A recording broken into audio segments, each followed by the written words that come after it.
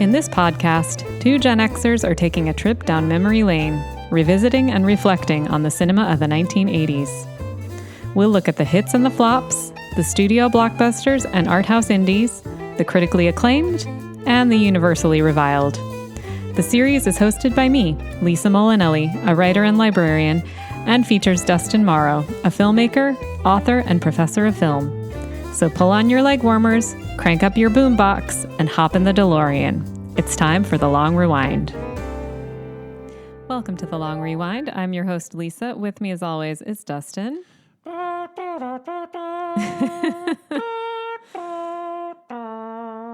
Leading us down the... Yeah. Okay, so to what do we owe this fabulous introduction? It's Superhero Week on The Long Rewind. Oh, wonderful. Happy Superhero Week, everybody. Happy Superhero Week. Yeah, we're here to talk about the superhero movies of the 80s. Mm-hmm. And, this could be a pretty short talk. And why do you say that? I say that because it was not a golden era for superhero movies. Certainly not like it has been in the last, God help us, 20 years or whatever it's been since Iron Man came out. It might be hard for those born after a certain year to realize that there was a time. Yeah, it is wild. What year was Iron Man? I feel like I'm getting students who've never known a world where superhero movies weren't the dominant genre. Yeah, I mean, of Iron Man filmmaking. Was kind of a long time ago, right? It was a long time ago, yeah. Yeah, early 2000s, maybe even late 90s. I don't remember exactly. I think it was maybe like 09-ish. Oh, it was that late? Okay. There's no way to know. Than that. No way of knowing. That's true. We can't look it up. Sorry, guys. But yeah, it's true. It was a very different world for superheroes in the 80s. 2008. 2000. Oh, wow. Okay. I thought it was older than that. Okay. You know why it seems like it? It seems like that because we have just gotten nothing. Hollywood has spooned us nothing but superhero movies since 2008. That is true. Yeah. So many of them. Even these like characters that you've barely heard of are getting their own movie. Yeah, just digging around for as much IP as possible. All of the Disney Plus TV shows, all the Marvel TV shows, and like, oh man. Yeah, it's a lot. It is a lot. I used to be really excited about them. I used to go see all the Marvel movies, and I can't remember at what point I kind of stopped. It was somewhere around the second Avengers movie, The Age of Ultron or whatever. Was that the second one? That was the second one. And I started just feeling like, wow, these are all exactly alike. Was it? And it's not like I don't think we're going to get people turning off our podcast right away here I'm not here. I don't want to crap all over like superhero movies. I still like a lot of them. I mean, we're here to talk about superhero movies, so you must think there's some merit to superhero movies. Of course. Yeah. But I guess I'm just tired of, they all have the same narrative. There's always some MacGuffin, like some magical key or a magical fill in the blank that the hero has to get. And they all end with a 20-minute FX, a palooza. Yeah. And they all have the same kind of sarcastic sense of humor where you'll have like a side character that's cracking wise, and they all have... I don't know. They just all seem so much alike. I think maybe you have enough respect for superheroes that you're looking for some freshness, perhaps. I wouldn't even mind that they were so much alike if there just weren't so many of them. Yeah, they just come out so frequently. Market. It is. It just feels like a flood. Like if you got one every 5 minutes, you'd be like, oh, I'm here to get my fix of this kind of movie. Yep. But instead, it's like 3 or 4 of them a year plus all of the TV shows. Yeah, that does seem to be slowing now a little bit, but it's been that way for a couple of decades at least. Yeah. The last couple Marvel movies I couldn't even get through, I don't think. Yeah. Yeah, I don't think I saw them. Yeah. Anyway. Well, so let's talk about a time before Marvel movies then. So, if you were a superhero fan in the 80s, times were kind of bleak in a way, at least if you wanted live action. There were plenty of like fun cartoons. I used to love Super Friends. Yeah, I mean, Saturday morning was Saturday morning cartoon ever. Yeah. Super Friends. Loved it. Yep. I used to watch one called Spider-Man and His Amazing Friends. Oh, yeah. Spider-Man, Iceman, and Firestar. Yeah, good stuff. I used to watch the Incredible Hulk cartoon. So yeah. And even on TV, there was some stuff. The Incredible Hulk TV series with Bill Bixby and Lou Ferrigno was a lot of fun for a little kid. Yeah, I enjoyed that. There was a syndicated, low budget series made out of Superboy. Oh, I didn't know that. Yeah, it was where I grew up. It ran on like Sunday mornings at 10:30 or whatever. It was so it was syndicated and it was very cheap. Like it did not have any money. Wonder Woman, of course. But you take what you could get. Yeah. Yeah, Wonder Woman. Yeah, I guess that was that. I think that bled into the 80s, right? Yeah. I know it was 70s too. Yeah. But. And there was a lot of superhero-esque shows on TV in the 80s. There was Wizards and Warriors was a really fun kind of like show with knights and that was maybe more of a D&D vibe, but there was a show called The Phoenix about a guy who I think got his power from the sun. There was a show called The Powers of Matthew Starr with Lou Gossett Jr. There was a teenage alien that had come to Earth, Matthew Starr, and he had superpowers. And there was one called Manimal about a guy who would turn into an animal. Yeah. There was one called Automan. There was one called Misfits of Science with, I think, Courtney Cox was in that. Right. And it was about Kevin Peter Hall, actually, who played the Predator. Oh. He was this super tall guy who could shrink down to like 6 inches so he could like sneak through keyholes and under doors and things. It was about a group of teenagers and they each had a superpower. Mm-hmm. If I'm remembering the right show, I could be completely right to misremembering. me. Yeah. I think that was Misfits of Science. Starman. There was one with Martin Cove from Karate Kid called Hard Time on Planet Earth. He was also an alien who was a kind of villain, and he was sent to Earth to do retribution for his crimes. Gosh. Yeah, there was one I liked called North Star with Greg Evigan, who would look straight into the sun, and then his eyes would start glowing, and he would get superpowers. Whoa.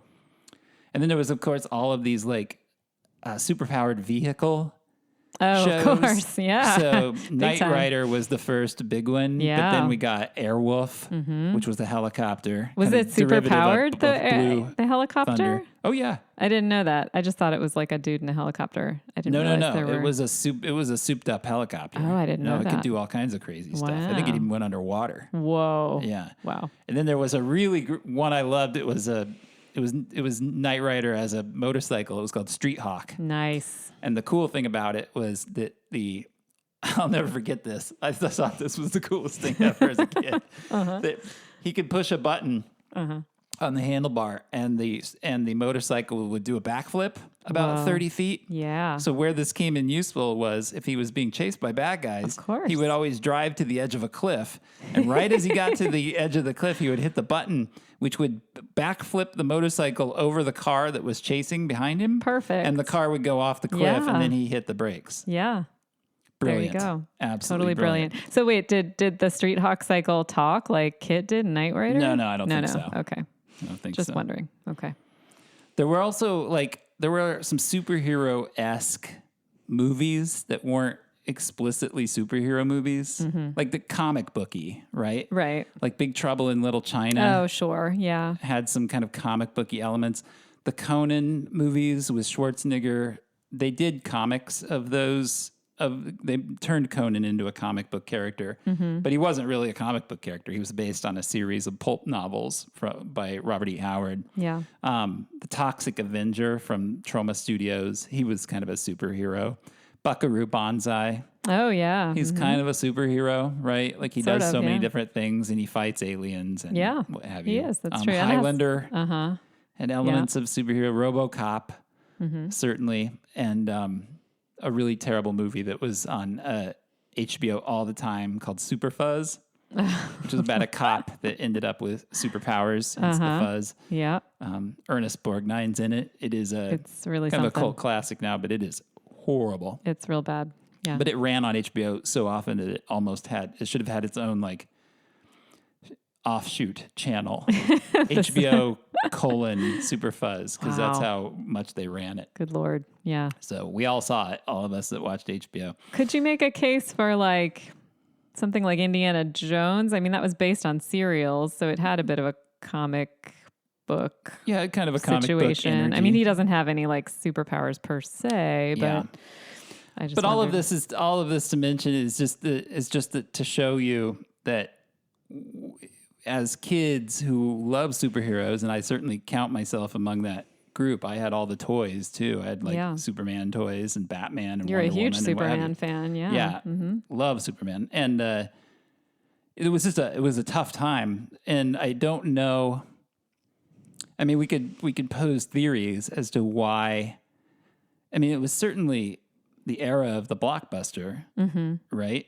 And so, it was. And we had the Superman movies, which was the one kind of outstanding example of big hit cultural phenomenon superhero movies in the 80s, the Christopher Reeve movies, which were, kind of over pretty early in the 80s because the original came out in the 70s and the sequel was like 81, 82, somewhere around there. I think of it as 80s, but I guess that's when I encountered it. Yeah. So, yeah.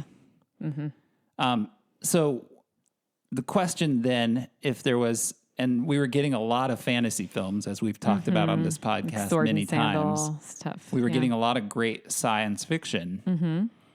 So why were we not getting superhero movies? That's a good question. The intellectual property itself was just so undervalued in the era to the extent that one of the famous kind of stories, if you're a big comic book nut, is this version of the Fantastic Four. Have you heard about this?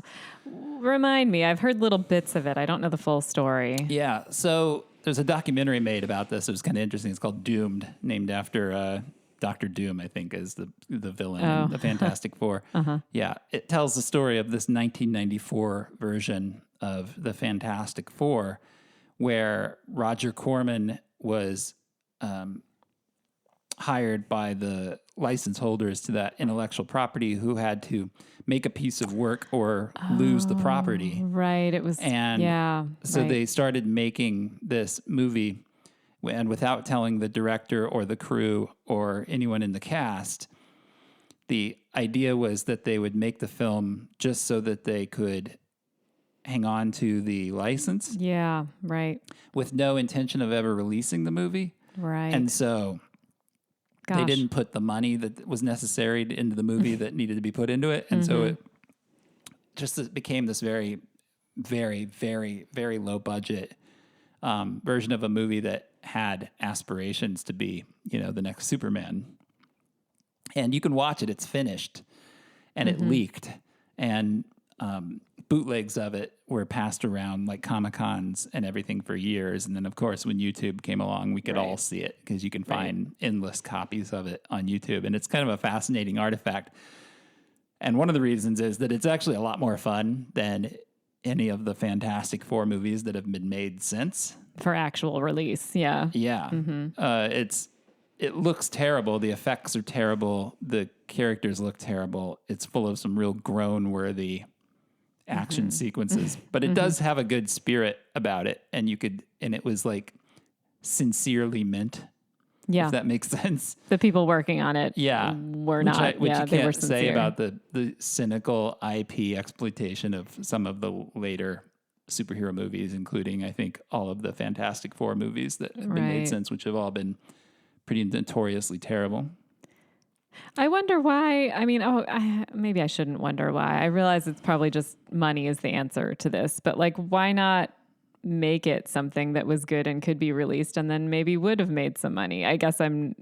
But I guess it was just return on investment kind of situation, profit and loss, whatever. Yeah. I mean, I suspect it's because they didn't have there wasn't the proof at the time to warrant putting that money into it. But it was perceived as being a valuable enough piece of IP that they wanted to hold on to it. So, it was an ROI situation. It was like, well, this is as much money as I'll put into keeping this thing I think is valuable as opposed to really going for it. Yeah. And I think, I don't know. I mean, I suppose you can make the argument that visual effects, were not where they needed to be in the 80s to make even a lot if of you these had movies the money make sense. Yeah. I mean, you could argue... I mean, they pulled it off in Superman, and certainly we had Star Wars clear back in 77, which looks phenomenal. It still looks great today. Yeah. So I don't know if that totally holds water, but a lot of these superhero characters do have powers that would be hard to render entirely with physical In effects. camera. Yeah. Yeah, as evidenced by, in some cases, by the kind of lower budget superhero movies that we did get, which we'll talk about in a bit. There was also, I do think there was a perception in the 80s, maybe that many people saw comic books as a thing primarily for kids because it was pre-Comic-Con. And so Right. while there might have been, I'm sure there were, huge fans of comic books who were adults, Of course. Yeah. even obsessive fans, like you see today, we just didn't know about them culturally. I mean, it's also pre-internet, right? Yeah, And that's and it was also pre-nerds being cool. Like it Yeah. was an era, Revenge of the Nerds and every Right. other. It was an era where nerds were not cool. No. Yeah. And having an interest in this kind of stuff was not perceived to be yeah. cool. So I think it was looked at as juvenile or maybe narrow in its potential audience. So it maybe makes more sense to make a comic book-esque movie like Indiana Jones more than it does to make an actual Something that you think is going to have a broader comic appeal book to more movie. people. Yeah. Yeah. And because of the money it was going to take, like why put your money into that genre when there are very successful genres at the time that did have a high ROI, Yeah. like science fiction, fantasy, and slasher movies and what have you, action films. Hollywood is all about proven concepts, right? In terms of that kind of thing. So, Yeah. Stuff I think it was gonna also make money. proven that like Superman was a big deal, and there were some movies that came out after Superman that tried to mimic its success, but I'm not sure people quite understood what was good about that movie. I mean, this is an age-old problem that Hollywood always has, that it always learns the wrong lesson from blockbuster movies. Yeah. And I think a lot of it was Superman. Part of what Richard Donner did was he made this like kind of lovely, sincere movie, and everybody thought that it was just the visual effects. Right. That when it was really cool that Superman could fly and save an airplane or whatever. Right. And that was kind of beside the point in a way. Yeah, well, not beside the point. That stuff was certainly cool, but like they thought that was the whole. Well, that's what I point. mean. They thought it was the point. And they missed the point where like Richard Donner took it seriously and he wasn't looking down on it and that sort of thing. The only other theory I've heard is that maybe at the time these characters didn't have the appeal beyond America's shores. Oh, that they do now. Yeah, that's always something to consider when it comes to And it was an era movies. where international box office was first becoming a really big deal. Yeah, it's still a big deal, but right. That's a good point. I mean, it's everything now. Yeah. It wasn't back then, but I think maybe there was probably some questioning of whether like is a Captain America movie in the early 80s going to do well in China? I don't know. Overseas, anywhere. Yeah. That's a good point. I hadn't thought of that one. So with that said, I made a top 10. Lisa didn't make one this week because these are not movies that are really on her radar. It's not my wheelhouse. I mean, I certainly saw and loved some of these movies, but it's not my wheelhouse. Yeah. Yeah. And this list will show you, even though I have affection for all 10 of these movies, this list will show you just how kind of rough it was for us little kid comic book superhero fans. Okay. At the time, because a lot of these are not considered to be particularly good movies. Great works. Yeah. No. Yeah. So number 10 is a great example of that. It's a film that's notoriously bad, but if you saw it as a kid, you might have some affection for it, and that's Supergirl. Mm-hmm. It's Helen Slater plays Supergirl. The villain is Faye Dunaway. Oh, yeah. Hamming it up big time as this witch who lives in a deserted amusement park. Wow. I mean, this sounds really fun to me. I think I may have seen it as a kid, but don't remember it at all. So. Yeah, it should be more fun than it is. I see. Okay. It's pretty, but Mia Farrow plays her mom. It's it's weird. It's more weird than it is bad. Okay. Like it's So you're just like unsettled when you're it's watching professionally made. It was made for a lot of money. I mean, and it looks pretty good. And Helen Slater is actually quite charming in the part. She's I very would have good. thought so. Mm-hmm. It's just a lot of really baffling creative choices. I see. So to come to it today, if you've never seen it before, you might still enjoy it just because it's a bit of a WTF. Yeah. But it's not a good movie at all. Okay. And the same can be said for my number 9, which is Sheena. Right. Which is Tanya Roberts from Charlie's Angels and The Beastmaster. And That 70s Show plays the Queen of the Jungle. Right. And it's also just a very bizarre movie. Again, more weird than bad. Like it's very professionally made. It looks good. It has a beautiful score, beautiful musical score. Interesting. The actors are fine-ish. Sufficient, I guess, is the word you were looking for. But it is just one crazy creative choice after another. Yeah. That one I haven't seen. I can't speak to it, but I know you like it. It's pretty funny. Yeah. I'm not against seeing it. Not intentionally but it is pretty funny. I'm not against it. I would watch it. Yeah. Why not? Number 8 on my list would be Wes Craven's version of the character Swamp Thing. I have seen this one. And this is a guy who got it. I wasn't as big a Wes Craven fan as a lot of people were in that era, but I think he really nailed this. It makes sense to me that he would get it. Yeah. He uses comic book panels, like the graphics from comic book panels, and it really has the over-the-top goofball tone. It has the right of tone. A comic book. Definitely, yeah. Yeah, if you are a fan, if you are a Gen Z or a millennial or whatever who grew up with the Marvel movies and the DC movies of today, you might have a hard time with it. Right. Because it's not a serious comic book movie. And they made a TV version. I don't know if if tongue in cheek is quite the right. Is that the right word for it? Yeah, totally. It's totally so. tongue in cheek. Yeah. Yeah, Adrienne Barbeau plays the heroine. It's very goofy. I mean, it was fun. I thought it was a pretty fun. It's super fun. It looks really cheap, but it kind of works for that movie. Yeah, all the Swamp Thing and the villains he's fighting look like monsters. They have guys in suits, guys in costumes. Yeah. And it kind of like doesn't really matter because the movie sort of seems to be winking at you like it's in on the joke. I think it's like you're saying, Wes Craven understood what he was making, perhaps. Yeah, and you can see that. Yeah, it's fun. My number 7 is one of the movies that sank Canon Studios. That's Masters of the Universe. Oh, yeah. Which was the adaptation of the cartoon, the He-Man cartoon. This I have also seen. Yeah, Dolph Lundgren plays He-Man. Frank Langella plays Skeletor. Meg Foster is Evil Lynn.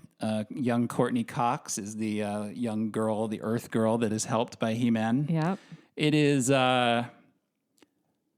it's something. It's, the cartoon, if you grew up like me as a little boy loving the cartoon, you might hope to go see a movie where you get to see all of Eternia. Of course. And you get to see Snake Mountain. Yeah. And you get to see Battle Cat. You get to see He-Man riding on the back of Battle Cat. And you get to see all the cool spaceships and vehicles that He-Man rode around in, all the ones that you had toys of. And instead what you got was one room from Castle Grayskull. It's an impressive room. It's a really amazing set, I will say. But it is the only part of Castle Grayskull you see beside a matte painting from the opening shots. That's right. And then everything else is set on Earth. Yes. The He-Man and Teela and Man-at-Arms and the accompanying bad guys get thrown to modern day or 1987, whatever it was, Earth to interact with, people in suburban Los Angeles. And as a He-Man fan, as a kid, like that's just not what you want. And so I think that's why it has this bad reputation. That plus it's a pretty cornball movie, but it's a kid's movie, so who cares? I still liked it because you wanted He-Man content. I wanted to see He-Man in live action. Yeah. I mean, again, I've said this already, but as an 80s kid, we were just so starved for our to see our superheroes toys in live action form, Yeah. that we would take anything. There were these really terrible Captain America TV movies from the late 70s that they would show in like syndicated reruns. And I would always watch them. I think you still sometimes. Yeah, there put was them also on. there was a Spider-Man TV series Oh, from yeah. the late 70s I that they remember would that. sometimes like package episodes into a TV movie and syndicate it as a movie, and I would watch those too.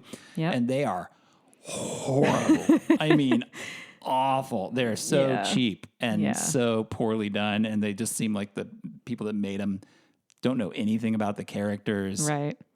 Yeah, they're rough. There was a Doctor Strange TV movie from Oh, wow. Really? the 70s that's terrible. Oh, Yeah, there was gosh. Stan Lee licensed all this stuff. Yeah, why not? I mean, the Incredible Hulk series for its time was a lot of fun. I Yeah, watched it I every remember Friday liking night it. when I was a Yeah. little tiny kid, and I Same. loved it. I liked it too.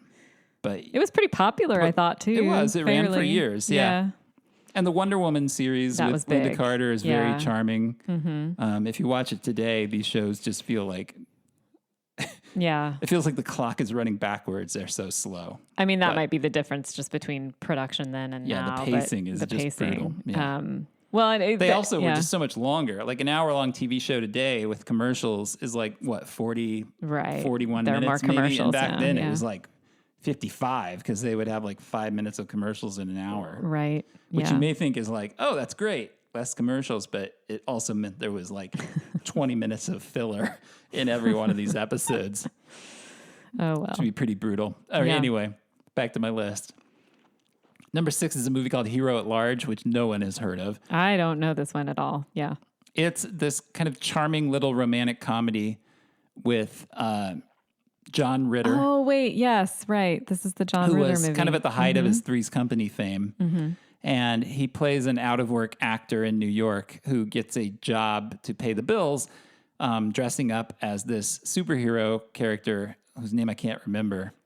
It's Mr. America. I don't know what I it don't is. know. Something. Yeah. But it's a superhero because they made a movie out of the superhero, and they're hiring actors to stand outside the movie theaters where the film is premiering. So he does that job. And then he wears his superhero costume home, and he stops into a bodega to get some milk and eggs on his way home. And this guy comes in to rob the place, and he defeats the robber, and he leaves, runs out, and then they interview the shop owner on TV, and he's like, "It was the superhero." I'm blanking on the guy's Whatever, name. yeah. Yeah, and Right. he and John Ritter and everybody is like celebrating that this guy is Right. real. And Yeah. John Ritter feels like he's given hope to the city, and he's inspired optimism in the city. And New York at the time it needed that optimism. Yeah, it did. It needed a And shot in the arm. So Yep. he feels like he has to keep going out and committing good deeds in the costume. Yep. And at the same time, he's having this little romance with Ann Archer, who plays his neighbor in his Right. building. And it's nothing to get excited about, but if that sounds appealing to you, you'll probably like it. It It's seemed a like very kind of a cute sweet, movie. very Yeah, like a charming sweet- little romantic comedy. Yeah, it seems sweet. I've seen you watch it, and it seems like a cute, sweet movie. Yeah. And John Ritter's great. John Ritter was great. Yeah, he was a great R.I.P. man. John Ritter. Yep. My number 5 is Heavy Metal. I didn't really realize this was a superhero movie. Well, it's not. It's a comic book movie. Oh, I see. We're talking. Okay, I would never right. I wouldn't have been able to get 10 movies to make a top see. 10 if I limited it entirely to superheroes. Right. We're talking comic books. Okay, Yeah. that's fair. And Yeah. Heavy Metal was a comic book. Yes, it was. Yes, Yeah. yes. Of course. It's a comic book, it's a fantasy-based comic Yeah. book, fantasy and science fiction. And That it's sort of like Conan every episode, type. every issue was a new story. Oh, It wasn't okay. running characters or a running story. And so Interesting. Ivan Reitman of Ghostbusters. comedy fame, Ghostbusters and a million other movies. He got all of the SCTV actors like John Right. Candy, Eugene Levy, Catherine O'Hara to provide the voices for this animated kind of assembly of various stories from the comic book. Is it like anthology-ish? Yeah, it's an Okay. anthology. Yeah. And some of them are better than others. It's probably most famous for if you were a kid of that era, it was an R-rated cartoon. Uh-huh. And that was a very for especially for young boys. It's full of buxom women Yes. and what you would expect from it. Looks like the cover of like a Robert E. Howard Right. Conan I mean, novel. these were like these super muscular Yeah. barbarian guys with big broadswords and these scantily clad women hanging all over I mean, them. this is definitely one of the comic aesthetic traditions, I suppose, it's even a to this day, probably. It's a totally like Yeah. young boy coming into puberty Right.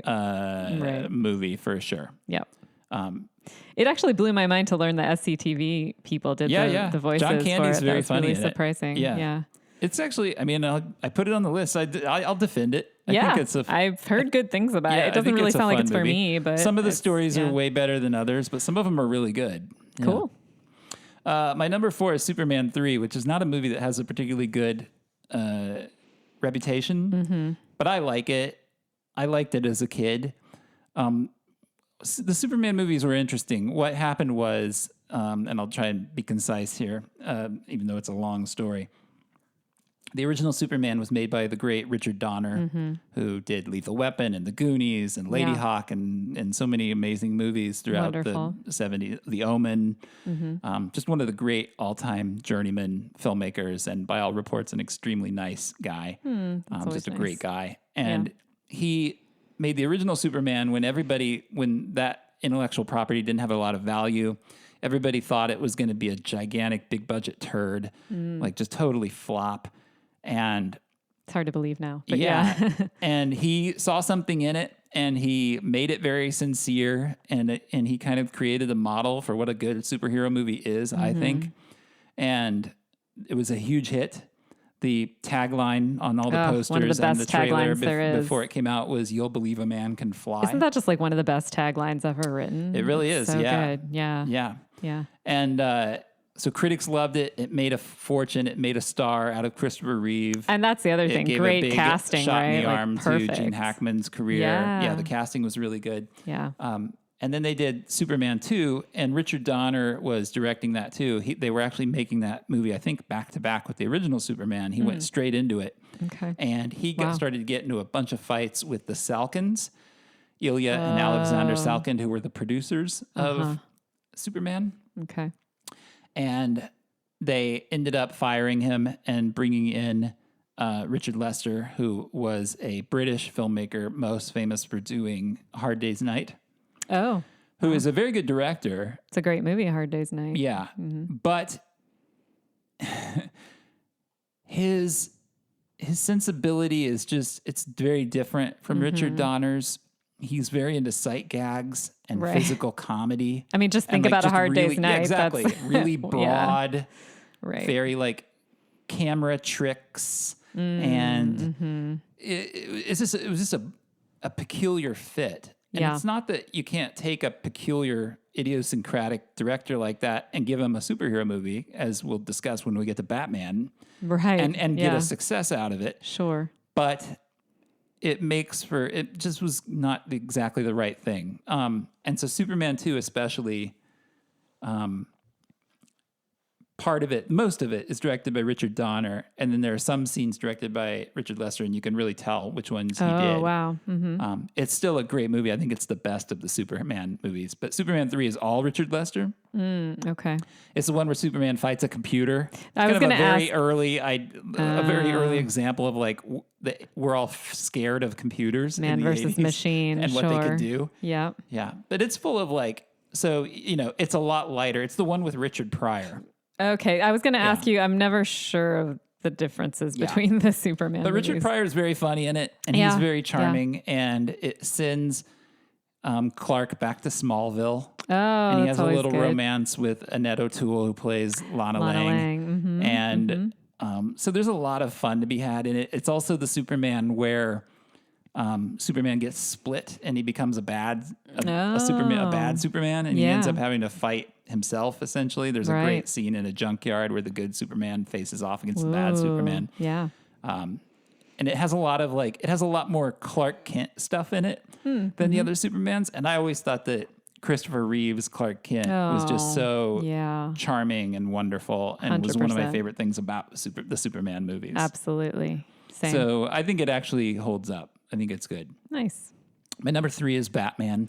We'll skip that for a moment and come back to it. So that's a big My deal. number 2 is Flash Gordon. Woo, love Flash Gordon. Which was another thing that was a serial, but I don't know where Flash Gordon started, but it was definitely a comic book, I think too. so. I think maybe it was a Pretty comic sure. first. Maybe. And then became a serial. I'm pretty sure that's Seems the way right. it went.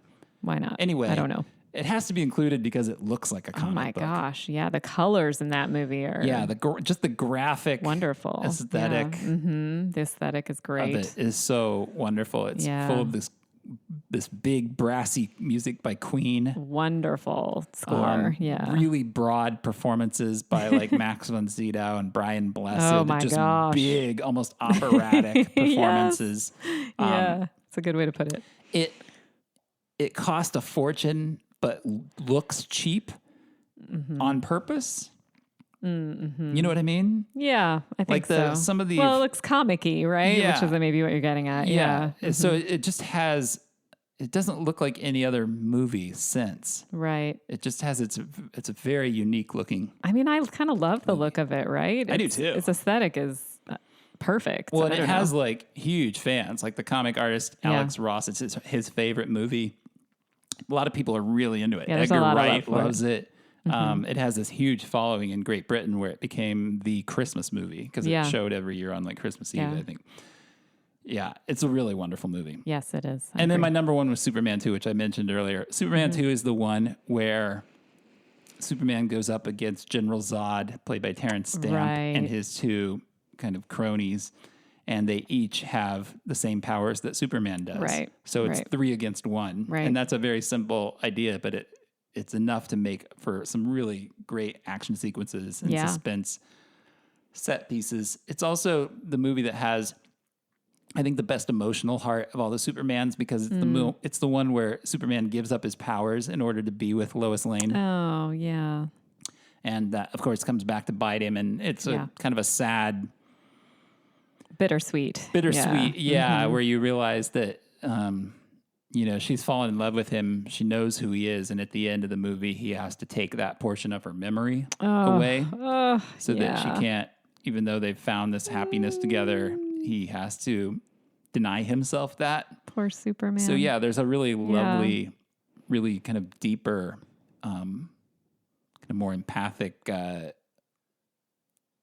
human story at the center of this movie than you get with almost any other comic book movies. And I think this is what you're getting at here with the Superman movies, where like the thing that was great about them, probably really the stuff people really connected with was that stuff more so than the effects. Yeah. Yeah. Mm-hmm. And just to give you a sense, like just of how little there was to work with, like I didn't omit very many movies in my top 10. Yeah. There was Superman 4, which was a not a very good movie. It still has its charms entirely because of Christopher Reeve's performance. 100%, but is otherwise quite bad. It's a Canon film. Yeah. Canon got the property and did not know what to do with it and did not have the money to make it.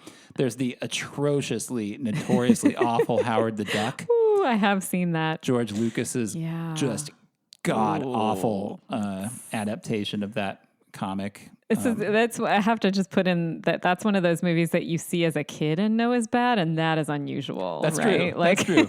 If you can, not... you can see a movie that was designed for you as a kid, and you can see that it sucks. That shows you it really sucks. Yeah.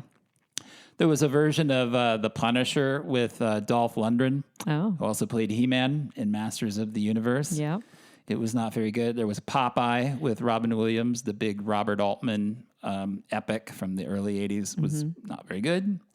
There was Return of the Swamp Thing with Heather Locklear, which missed everything that was kind of fun about the original Wes Craven Swamp Thing. There was something I've never seen called Condor Man. Okay.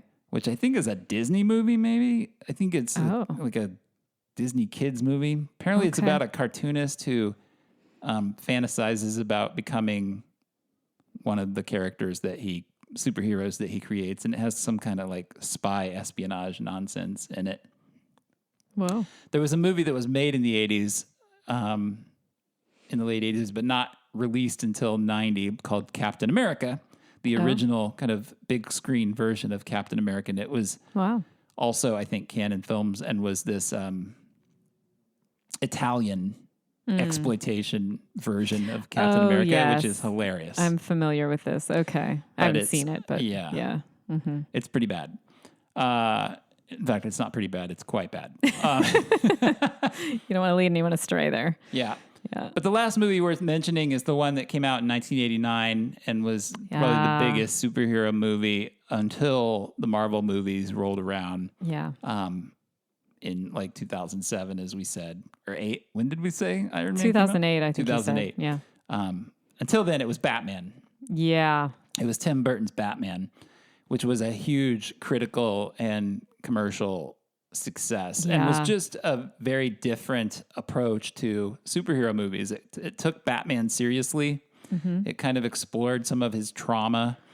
It was darker. Mm-hmm. It was a little more sort of psychologically complex. Mm-hmm. They went all in on the budget. They hired Nicholson. Yeah, as the Joker. They hired a big name as the Joker. Mm-hmm. It was visually just so interesting. It took all these kind of elements from film noir and also from like German expressionism. I mean, that's all Tim Burton, right? It was just a very unique at the time vision. Almost like artsy Batman a little bit, I suppose, to some degree. It was very gothic. Yeah. Uh-huh. And it was huge and it was everywhere. Yes, and I had like, it really was. I remember as a kid that Christmas getting like a Batman calendar and a Batman. I mean, it was the one you told me that got me. Didn't you get like a Batman trash can or something? I did have a Batman. I had like Batman everything. On everything. I had a Batman poster. Yeah. Like I had the toys, which I like displayed. I was so big. into that. I mean, movie. everybody had the Batman T-shirt. You saw it everywhere. Everyone had it. Yeah. Bought it on VHS when it came out and just watched it over and over and over again. Mm-hmm. It holds up. It's a fun. Oh yeah, it's quite good. It's a fun, interesting movie. The sequel, I think, is maybe even better. The second one, the Catwoman one, right? Yeah, and the Penguin, Danny DeVito, and Michelle Pfeiffer. Mm-hmm. What's interesting about it, in some ways, though, is I think it's looked back upon as this sort of like the first, like the movie that ushered in the current wave of superhero movies or laid the groundwork. And I'm not so sure that bears evidence. If you look, there were, I mean, certainly like Hollywood noticed. Of course. So here's what came out in the 90s. We got Darkman from Sam Raimi, the Teenage Mutant Ninja Turtles, and the sequels. The Rocketeer, which is a wonderful movie. It is, yeah. The Crow. Oh, yeah, sure. The Shadow, which is Alec Baldwin playing the 1930s, kind of more known as a radio serial. character. Yeah. Mm-hmm. Time Cop, which I didn't even realize was based on a comic book. I didn't either. Apparently it is. Actually, really like Jean-Claude Van Damme. I like that movie. We got Judge Dredd with Sylvester Stallone. Mm-hmm. Oh, right, of course. We got some Batman sequels. We got Batman and Robin and Batman Forever. When Joel Schumacher took over, that's when those movies just jumped the shark. Yeah. And got terrible. And I'm a Joel Schumacher fan as a filmmaker, but those movies, those Batman movies are awful. I remember sitting in the theater at Batman Forever and just being so angry. I can actually potently remember that. I went to that movie with my sister and we were both just sitting there steaming at how bad it was. No. Yeah. I was just like, it wasn't usually, a bad movie doesn't usually make me angry, but that movie I was like, wow, you've effed up Batman? Like I was so angry. Yeah. We had Tank Girl. Which has since become a cult classic. Yeah. The Phantom, which is actually a pretty delightful movie with Billy Zane, based on the classic comic strip. We had Barbed Wire with Pam Anderson. Oh, gosh. I forgot about that. We had Spawn, which is based on a Todd McFarlane comic. Oh, right. Mm-hmm. We had Blade. That was a hit. Yeah, Blade. With Wesley Snipes. They got a few sequels out of that. And we had Mystery Men with Ben Stiller and Janine Garofalo and so on. And most of these movies, with a few exceptions, were not hits, and some of them were just absolute massive bombs, even despite it being decent. Like The Rocketeer was a pretty good movie, but it didn't do well. It tanked. And so, these movies, most of them were darker, like Batman. Right. You look at like The Crow. Oh, yeah. That's very goth. But I don't know. They just... Blade even, yeah. Yeah, so many of them were also kind of bland, like The Shadow and Judge Dredd. Right. And they just kind of laid there. Like they just weren't very interesting. And I don't think that they sort of launched this superhero renaissance that was maybe their intention. Yeah, it almost seems similar to what happened in the 80s in the sense that there was this like one big breakout piece of IP essentially, like Superman sort of in the 80s and Batman in the 90s essentially. Yep. But it seems like they almost didn't really figure out how to do this thing until Iron Man and Marvel, which is interesting. Yeah. Or how to make it like a huge, big success, right? I don't know. That's weird. Yeah. And we were seeing like the early stage CGI in that era, right? And so maybe it just needed another decade or something. Maybe it is the tech, Or maybe it took a Kevin Feige or, a Jon Favreau to like figure out the tone of how a superhero movie could maybe be kind of serious, but also be kind of fun and silly at the same time. Yeah, that's definitely a hallmark of what's happened or what happened over the last couple decades. So maybe that's it. I don't know. I will say, Lisa's heard me complain about this a lot because I'm a very, very big Superman You are, fan. yes. Mm-hmm. And in some ways, like the 80s, I'm always just happy to have Superman content where I can get it. And so I saw Man of Steel, Batman versus Superman, Justice League. I watched all of these Zack Snyder movies and I've seen them all multiple times. I do kind of think probably it's just because I want some live action Superman. And there are moments in all of those movies where I see my Superman. Yeah. But I really miss the Richard Donner universe. I was one of the few big fans of the, what's his name? The guy that got canceled that made Superman Returns. Oh, I can't think of his name. He did Brian, Usual Suspects. Brian something? Singer. Yeah, right. Okay. I was a big fan of Superman Returns. His Brandon because Routh. It was very Brandon Routh, who I thought was probably the best Superman since Christopher Reeve. And maybe because he was essentially channeling Christopher Reeve. Yeah, Christopher Reeve he was kind of almost like doing a Christopher Reeve impression, but I was there for it. Yeah, I mean, I was like, when I saw that movie, I was like, this is great. Yeah. This is what I want out of my Superman. It was very sincere. It used the John Williams music. It had a heart. I didn't love all the storytelling choices in it. But I don't like all the darkness. Yeah. I mean, Christopher Reeve is your Superman, movies. right? Why does every superhero movie have to be about like trauma? And can't we just make a sincere, like feel good superhero movie? Right. Like, do they all have to be about, I don't know. Well, and you're not against the bittersweet, but like to have this overwhelming tone of despair, I think is what gets a little old. The Zack Snyder perhaps. ones were just so dark. Yeah. So bleak, pessimistic. Well, and it's pretty tough. And that's not what I want out of my. I mean, the S on his chest means hope. That's right. Right. Yeah. I mean, these movies should be, in my book, they should be sunny. Yeah. They should be optimistic movies. They should Overall, leave you feeling good. Yeah. Yeah. Well, I mean, I think it's tough when Christopher Reeve was your Superman and is your Superman. Anything after that is pretty tough. My problem with those movies was not Henry Cavill, who I thought was totally fine. Henry Cavill was great. Yeah. And I think if given a Christopher Reeve script, would have done well. Director like Richard Donner, would have been great. He would actually be he probably wouldn't be Christopher Reeve, but he would be really good. No, yeah, I agree. He'd probably do really well with that. Yeah, I agree. I don't know. So that's our call to Hollywood. I'm sure you're all listening. We want more sincere, less quippy, less sarcastic, less dark, less pessimistic superhero movies. Well, and I guess you've all probably heard me talk about. Well, I know the world is dark enough as it is. Absolutely. Well, and We've got enough darkness in the world. Can't we have some fun and some sun in our superhero escapism? Well, and Dustin's heard me talk about this before, and maybe this is like an old lady thing for me to say, but I also just get too much sensory overload from some of the more current superhero movies to the point where I just kind of blank out. Well, that's what I meant when I said like the last 20 minutes of all these movies turn into this sort of like weird cacophonous stew of CGI. Right. And you're just like, you're like, what am I even looking at? It just looks like a smear of colors and sound. I mean, I'm not against action, of course. And I, like you were saying that the bad Superman fighting good Superman, I was like, ooh, that sounds great. Right. So I'm not against like action or fighting or anything, but when I'm so overwhelmed that I can't follow what's happening or I'm just sort of blanking out, and to me, that's not interesting anymore. So that's my other I always think of Roger Ebert's review of, I don't know if it was the first it might have been the second Transformers, but one of them, he said you could have the same experience by staying home and putting